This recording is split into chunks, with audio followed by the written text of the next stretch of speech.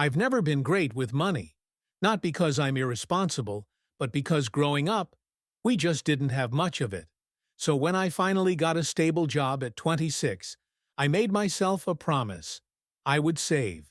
I would build a life that was mine. A life no one could take from me. And for 5 years, I did exactly that. I didn't go on vacations. I didn't buy a new car. I packed lunch to work, lived in a small studio, and every time I transferred money into my savings account, I felt proud. I wasn't rich, but I had managed to save $48,000. That was my dream. A down payment for a small apartment. A place I could finally call home. Everyone in my family knew about it, especially my mom. She used to smile and say, "I'm proud of you, baby. You're doing what I never could." So imagine my confusion when I logged into my account one day and saw the balance was nearly zero. At first, I thought it was fraud. Maybe someone hacked me. But then I saw the transfer history. One transaction. All of it gone.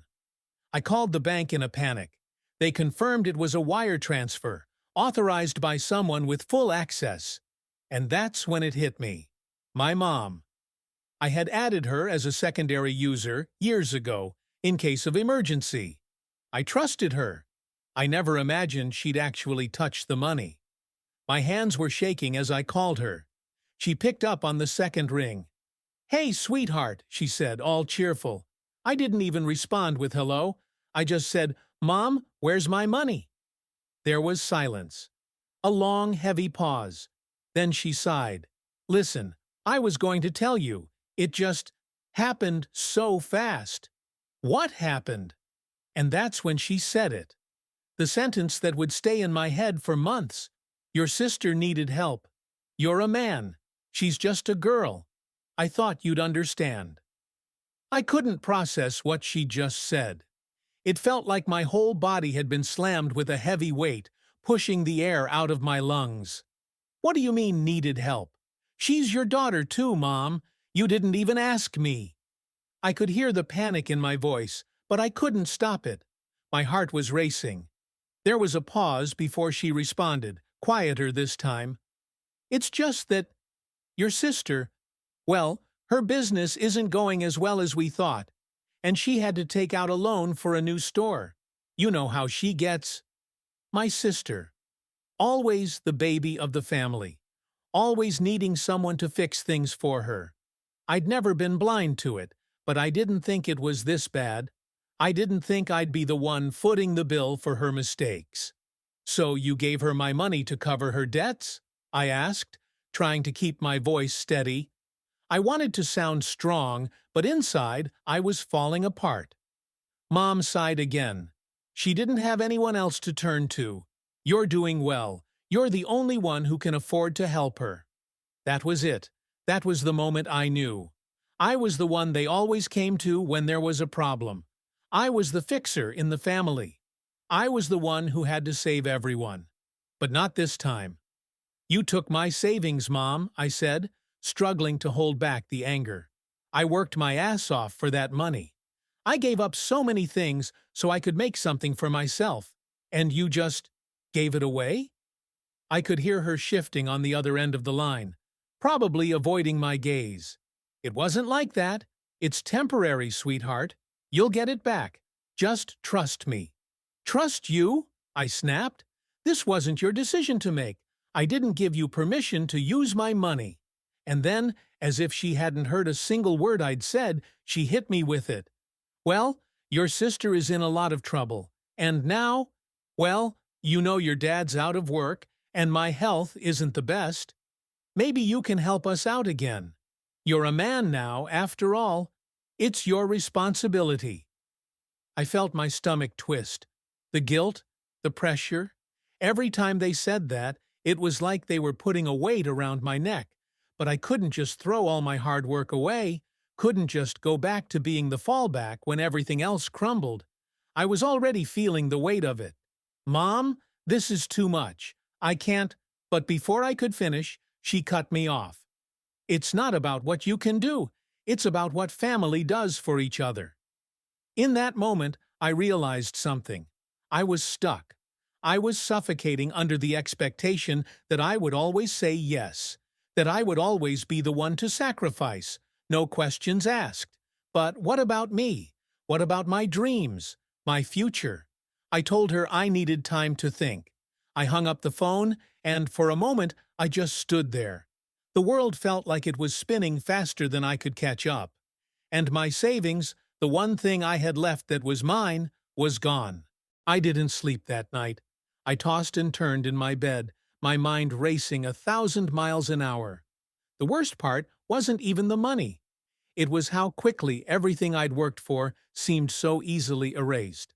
How my family thought they could take it without a second thought. The next morning I decided I needed to confront my sister. I didn't know what to expect. Maybe an apology, maybe an explanation. But what I got was the complete opposite. I found her sitting in the kitchen, scrolling through her phone like she didn't have a care in the world. She didn't even look up when I walked in. "Hey," I said, trying to keep my voice steady. "We need to talk." She glanced up, barely giving me a second of her attention. "About what? I'm kinda busy here." That tone, that dismissive attitude. It was the same as always. I'd spent years making excuses for her, but now it felt like a punch in the gut. "You took my money," I said flatly. Her eyes flickered with a brief flash of guilt before she shrugged, clearly unbothered. "Mom said you'd understand. She told me you'd come around." I couldn't believe it. She was just going along with this, as if everything was fine. "Understand what?" I pressed. "That you've been throwing away my future for your mistakes? For your business that's barely staying afloat?" Her face twisted in frustration. "You're being dramatic. It's just money, okay? I needed it." I felt my blood boil. "You always need something. You always take from everyone, and when it's time to give back, you're nowhere to be found." She stood up, her face red with anger now. "You're so selfish. You have a good life, and you can't even share some of it with me?" I could feel the tears threatening to spill. I'd spent so many years covering for her, supporting her dreams, even when I didn't agree with them. But now I was just the villain. "You don't understand, do you?" I said, my voice cracking. "You don't understand that I worked for every penny of that money. I sacrificed everything, and you just took it, without asking, without thinking about what it meant to me." She didn't say anything for a long moment, but when she finally spoke, her words stung even more. "You're not the only one who's struggling, you know. You think you're the only one who's worked hard? You think you're the only one who has dreams?" I couldn't believe it. There it was. The narrative that I was always the one who was supposed to fix everything. But now she was flipping it, making me the bad guy. "You're right," I said, my chest tight with frustration. "But I'm done fixing you. I'm done being the one everyone calls when their life falls apart." She shook her head, her eyes filling with tears. "You don't get it, do you? You're my brother. You're supposed to help." I stared at her, feeling my heart harden. Maybe I didn't get it, but I was starting to realize something. I was the one who'd been carrying this weight for far too long. And it wasn't just my sister's fault. It was my mom's, too. It was the whole family.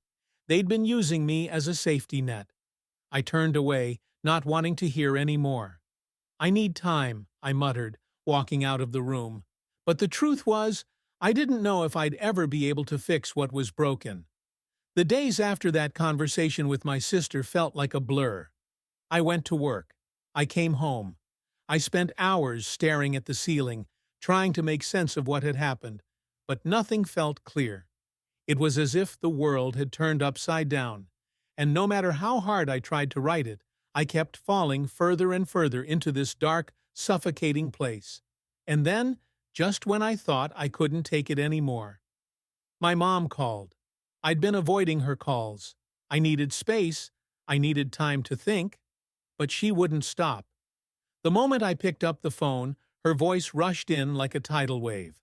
"Honey, I need you to listen carefully." I took a deep breath, trying to keep my emotions in check. "What is it, Mom?" She didn't waste any time.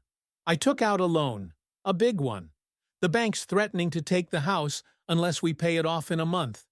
And you're the only one who can help us, sweetheart." I froze. The words hit me like a punch to the gut. "A loan? For what?" I asked, barely able to breathe. Her voice was shaky, but she didn't hesitate. "For the house. We've been struggling, and I didn't want to tell you, but now I have no choice. Please, you have to help us. You're the only one who can." I couldn't believe what I was hearing. After everything, after I gave up my entire savings for my sister, now this? "Mom, I can't. I don't have the money anymore.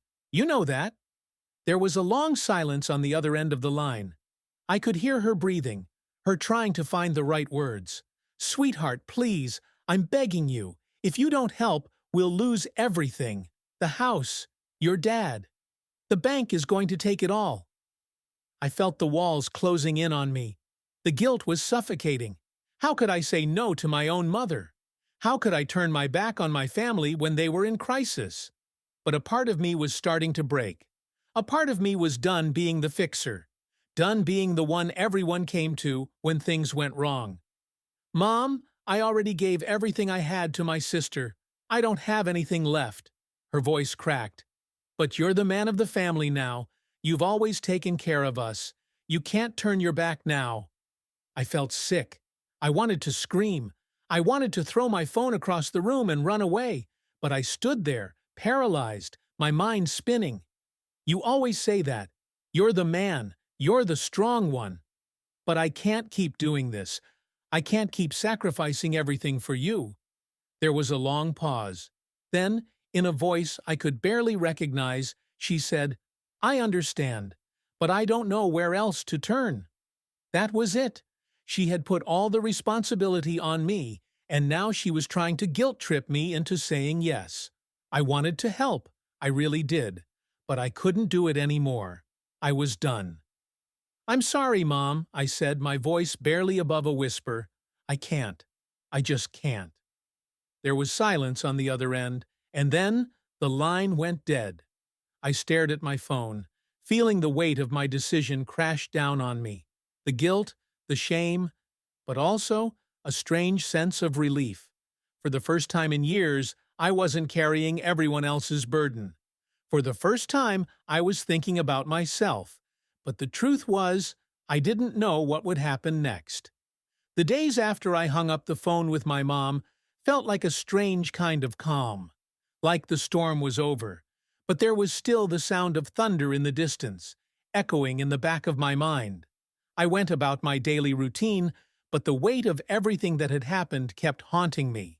I kept replaying the conversation with my mom over and over, her voice filled with desperation. The guilt was still there, gnawing at me. But then, something unexpected happened.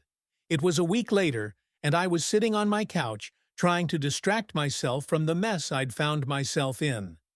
That's when I got a text from my sister. It was short, just one sentence. "Mom's selling the house." I felt the ground shift beneath me. I had been avoiding them for so long, trying to put distance between us, but now it felt like everything was falling apart. The one thing I'd been afraid of was happening. I sat there, staring at the message, unsure of what to do. Part of me wanted to pick up the phone, apologize, and give them what they wanted. Maybe it was the guilt. Maybe it was the fact that I knew what losing the house meant to my family. But another part of me, a stronger part, was reminding me of everything I'd just gone through. I wasn't the one who'd put them in this situation. I wasn't the one who'd drained my savings without a second thought. I had worked hard for everything I had, and I wasn't about to throw it all away for their mistakes. I didn't respond to the text. I didn't call them. I sat there in silence, letting the weight of my decision settle in. And it felt heavy, but also, in some strange way, freeing. It was the first time I hadn't caved to their pressure. The first time I had chosen myself over their expectations. And it felt like a win, even if it came with a cost. A few days later, my mom called again. I almost didn't pick up, but I did. What have you done? Her voice was sharp, angry. She didn't even wait for me to speak before continuing. Your sister's heartbroken. We're losing everything, and you're just going to walk away? After everything we've done for you? I closed my eyes, the sting of her words hitting harder than I expected, but I stood firm. Mom, I didn't do this. You and Sis. You both made choices. And now I have to make mine. I can't keep sacrificing everything I've worked for. I'm sorry, but I can't fix this for you. There was a long silence on the other end. A heavy, aching silence. You're really going to let us lose everything? She asked, her voice breaking. I swallowed hard, trying to hold back the emotions that were threatening to overwhelm me. I don't want to see you lose everything, but I can't keep giving until I have nothing left. You need to find your own way out of this. The line went quiet again. And I knew. I knew she wasn't going to understand. She might never understand. But this was my moment. The moment I took control of my life. The moment I stopped being the one who always had to fix everything. Goodbye, Mom. I hung up the phone. The next few weeks were strange. There was a shift in the family. The guilt from my mom and sister didn't go away, but it slowly started to fade. They didn't speak to me much. My sister was hurt, angry, and my mom, well, she just didn't know how to deal with someone who wouldn't sacrifice for them anymore. But something incredible happened. I began to breathe again. I started saving again, rebuilding what I had lost. I took a vacation, the first one I'd ever had. I treated myself, something I hadn't done in years. And as time passed, I realized something. Sometimes the hardest part of loving your family is realizing that you don't have to save them. You can't carry everyone's burdens, and you can't fix everything. In the end, I had to choose me. For once, I had to be the person who didn't just give. The person who took control of his own life. It's been 6 months since I told my mom no. 6 months since I walked away from a lifetime of expectations, guilt, and emotional manipulation. 6 months since I stopped being the fixer and started figuring out who I was, without their voices in my ear. I'd be lying if I said it was easy. The first few weeks were the worst. I kept expecting someone to call, to scream at me, to make me feel like garbage for what I did. And even though the phone stayed mostly silent, my mind didn't. I questioned myself every single day. Was I being cruel? Was I selfish? Was I really just abandoning the people who raised me?